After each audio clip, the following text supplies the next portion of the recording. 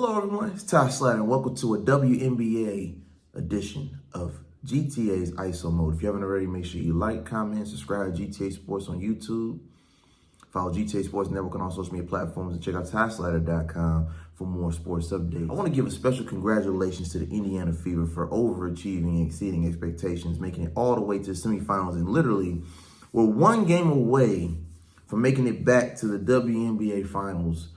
Unfortunately, due to injury to Kelsey Mitchell, which I've gotten an update, she had some lower body cramping and was sent to the hospital, but she's gonna make a full recovery. So shout out to Kelsey Mitchell for everything she's done this season.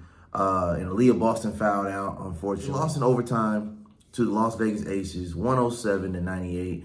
But I wouldn't look at this as a failure of a season. Keep in mind, Caitlin Clark missed over half the season with a groin injury.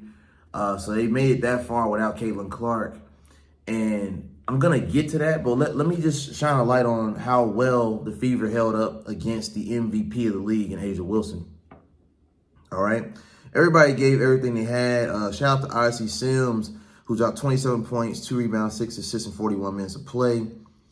Kelsey Mitchell, 15-2-2 prior to her going out with the injury. Aliyah Boston, 11-16-2, averaging a double-double before fouling out. Lexie Hall with 12 points, 7 rebounds, 3 assists in 43 minutes of play. And Natasha Howard with 16, 7, and 5.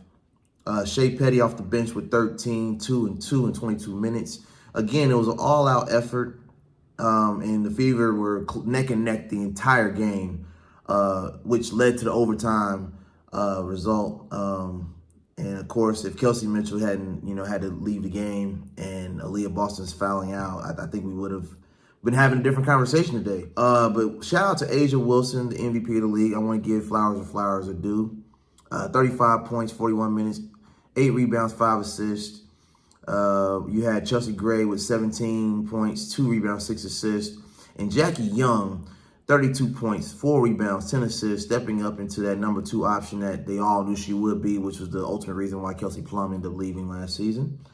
Of course, the bench showed up as well. Megan, Jewel, Dana, everybody else showed up and did what they had to do to get the job done in overtime.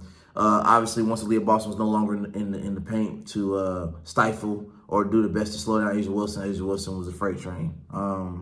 And Kelsey Mitchell's scoring output, wasn't able to be on display toward the end of the game due to the injury. But what I want to really shine a light on, not only did the Fever overachieve this season, the Fever played better without Caitlin Clark.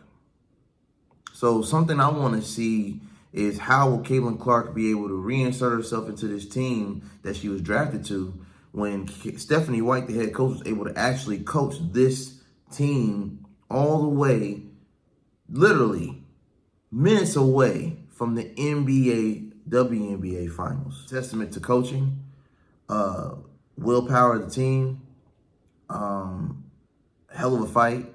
That would have been a dope situation to have the Indiana Pacers and the Indiana Fever both go to the finals in the same year.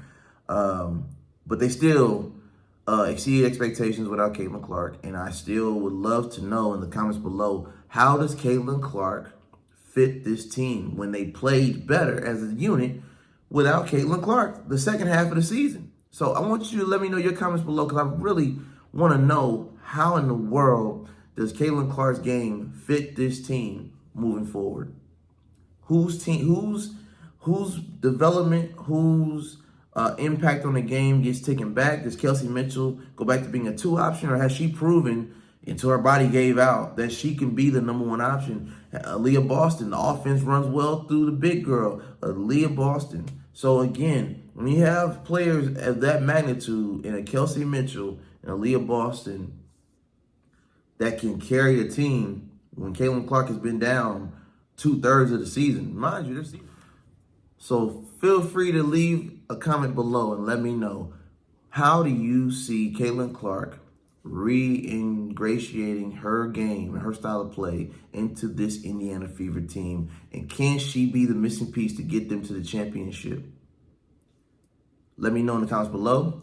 Don't forget to like, comment, and subscribe to GTA Sports Network, GTA Sports on YouTube. Follow me at Ty Slatter and go to TySlatter.com for more sports updates. On behalf of GTA Sports Network, it's Ty Slater signing off. And until next time, take care.